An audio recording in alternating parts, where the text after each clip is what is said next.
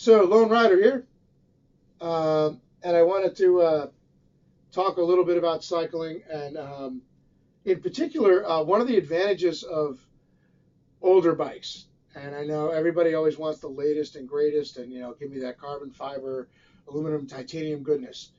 But the truth is, there's something to be said for tried and true and simpler designs. And while I obviously appreciate both aesthetically and in terms of function and ride quality, newer newer bikes and newer systems of components and frame materials. I do dig steel frames. Now that said, I'm also a little worried about corrosion, so I'm kind of careful of my steel frames. But I mean, I have three bikes. Two that were built by my friend Steve, and one that was built by me. Although Steve did the fork for that one. And to be honest, I mean, I used his jig and his torch. Uh, and then I have a couple steel, other steel frames. I have a like 1968 Raleigh International. Now this needs work right now. It's in the basement. It doesn't have wheels, but basically once I get wheels for it, I mean I can put that thing back on the road. Now that's kind of set up as a single speed cross bike. I had my friend at the bike shop. Uh, he brazed cantilever mounts to the frame and forks. So I've got cantilever brakes, and I had it running pretty wide tires, like 32s or something. Anyway, it's set up as a single speed. It's got horizontal dropouts, the long chromed campy ones, and it's just a very simple bike, despite its ornate Nervex lugs, and it rides nice. I like that. Um, and then there's obviously the bike that Steve built for me. I mean, it's a full-on road racing bike. I don't race, but I do sometimes go for much longer road rides than the average bear, and um, not as long as I used to. Getting old kind of sucks, but I do still ride, and it's one of those bikes that's the more you use it, the more comfortable it gets. And I'm going to be honest, it's the faster you go, the more stable it gets. It's um, my friend who built the bike. He's always saying that, oh well, I'm not really a true frame builder. I just got to do this in my spare time. He may not do it as a full time job, but I'm going to be brutally honest. He really fracking knows his geometry when it comes to frames. I mean, his frames ride, and I'm not the only one who said this. Everybody I know who's gotten one of his bikes says that as far as ride quality is concerned, they ride better than almost anything out there that people have tried. So, um, but yeah, I ride that bike, and of course the one I built. And over the years, I've had Le Monde and some early Treks. You know, let me think. Bridgestone. You know, um, excuse me. And these bikes were all steel frames. And again, I don't have a problem with aluminum. I don't have a problem with carbon. Let me rephrase that. I have a problem with carbon as a frame material. I don't have a problem with it as fork material or anything else. And I'm going to be honest, if my circumstances were different and I was independently wealthy and I could just buy a new bike every year, I mean, I could, I guess, if I went to yard sales. But I mean, if I could buy like a full on expensive top of the line bike every year, just, 5 grand here, 6 grand here, whatever, maybe carbon wouldn't be so bad. But my problem with it is its durability. You fall, you crash once, and theoretically your frame could be shot. A steel frame, that almost never is going to happen unless the crash is really, really bad. I mean, you might get a small dent or a ding in your frame, but the frame will still be usually functional. And even so, you can usually melt the brazing or somehow remove the frame from the tube from the steel frame and then replace it with another steel tube. I've seen that done to both vintage bikes and modern bikes when they've been damaged in collisions. So, and I saw it done to one steel fixed gear bike that was left out in the rain and one of the chainstays rusted. So, if you have a shop or a person who does bike repair that um, can do brazing and do it well, yeah, you can replace and keep that steel bike on the road, replace the broken part of the frame. You're not going to be able to really do that with carbon. I've heard stories of carbon being patched, but good luck, really, you know. And of course, the moment you fall on it, the warranty is void. So yeah, there you go. Now, if you're a racer and you get new stuff every year, or you have more than one bike, as most avid cyclists do, I'm going to be brutally honest, and the carbon bike is just something you occasionally take out for a nice ride, maybe once or twice a year, that's fine. You know, and there are a lot of guys who own vintage carbon, like an Aegis or a Kestrel or something, and they keep it on the road and they ride it occasionally, and they take really good care of it, and it lasts. But I also know guys who've had Aegises that broke, and carbon bikes that broke, new and old. So, I mean, you can't really just kind of say, oh, well, I'll just be really careful of it and it'll be fine. It'll last forever. No, it won't. All right. There's a definite, everything has a definite fatigue life. But in my opinion, the thing about steel bikes that's really cool is if you don't care about racing and you don't care about having the latest and greatest, they're really freaking comfortable. They last a really long freaking time if you take care of them, i.e., not allow it to rust. And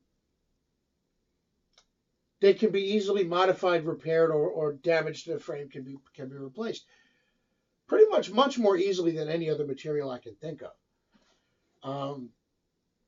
So, you know, just some of the reasons I like steel frames, the ride quality, the fact that, you know, it's going to last a long time, the fact that, you know, if you do fall or crash, it's less likely to get damaged, and if it is damaged, it's more likely you'll be able to repair the damage, and it essentially won't total the bike.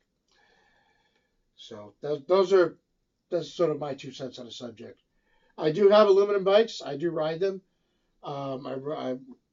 Way back when I was riding probably about twice as much as I am now. You know, I back in like 07, 08. Keep in mind it's 2017 now. But yeah, I put a lot of miles on an aluminum bike. And you know what? It was comfortable. I won't say it was horrible.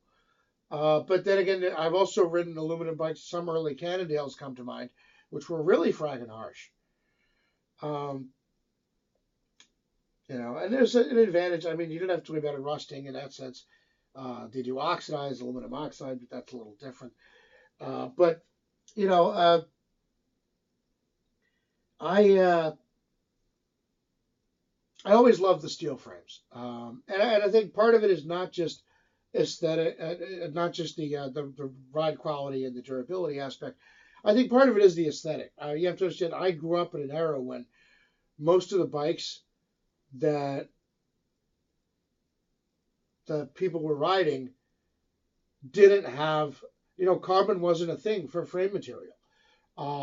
Generally speaking, you had some Giant, I think, had some experimental bonded carbon frames, and I think Trek had a couple too, but maybe some other companies. But generally speaking, bikes were either aluminum or steel. And generally speaking, a better quality steel frame would ride nicer than an average quality aluminum frame. Something that, by the way, I still think is true. That said, I mean, I've ridden nice or decent aluminum bikes. I've never had a really, really high end one. But you know, there you go. You know, so I think part of it may just be I like the look of them. You know, I mean, I think back to when I first got into cycling, and then when it was really sort of in its heyday, as I was growing up. I mean, I remember guys rocking, you know, like light speeds, Sorotas, and you know, high end steel frames, and you know, so you did have some things like titanium in there, but most of the titanium, it might have been oversized, but it wasn't massively oversized like aluminum, and everything kind of had a similar aesthetic. You had a couple of bikes that stood out like Klein and Cannondale because they were weird with their big ass, you know, tubing that looked like the size of a coffee can in comparison. But and I'm going to be honest, for some strange reason, when I was a teenager, I wanted Cannondale had this red bike with yellow decals, and it was like Team Seiko or something. And I always wanted one of those so bad. It was just something about the red and the yellow, I think. But yeah. But generally speaking, bikes that um, when I was growing up, there was a lot of steel stuff, and I honestly think that might be also part of the reason that it's just an aesthetic, a style um, preference. Oddly enough, most of the mountain bikes I lusted after were either aluminum or, you know, as I got into my college, it was more titanium. Um, one of the sort of holy grails for me was the Cannondale Killer V. Um, then there was, of course, the Super V dual suspension as well. Those are really cool, and if I had an opportunity to get one, I'd probably snap it up if it was dirt cheap. But the Killer V, the hardtail, that's something that I just, for whatever reason, when I was growing up, that bike was iconic. Kind of like the Fat Chances were, to go back to steel. So, but it is worth noting that there were a lot of aluminum bikes that, as far as mountain bikes were concerned, that I really liked growing up. And that, I think, maybe because to a large degree, mountain biking, being less traditional, had embraced things like aluminum more fully than the road market did at the time. Uh, but also, in a mountain bike, you got shocks and you got really big, cushy tires.